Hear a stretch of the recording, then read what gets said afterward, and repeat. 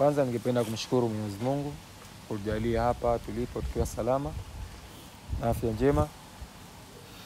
Lakini pili, ningependa kumshukuru Rais wa Jamhuri ya Muungano wa Tanzania Dr. Samia Suluhu Hassan. Pia nitoa shukrani zangu za dhati kwa Rais wa Serikali ya Mapinduzi ya Zanzibar Dr. Hussein Mwinyi. Pia ningependa kumshukuru mkuu wangu wa jeshi Komodoro Msingiri. Kupandishwa kwangu cheo itakuwa ni chachu ya kufanya vizuri katika sekta ya michezo na kulipambania taifa langu katika mashindano ya kimataifa. Kwa hiyo niseme tu niwashukuru Watanzania wote ambao walikuwa wananisupport na kuniombea dua.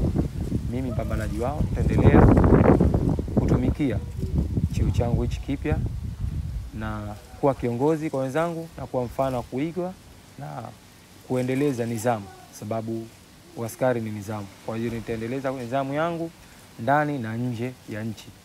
Niseme tu shukrani za dhati kwenu wa Tanzania. Salimu kwa jina la Jamhuri ya Muungano wa Tanzania. Kazi endelee. Uchumi wa blue unaanzia KMK.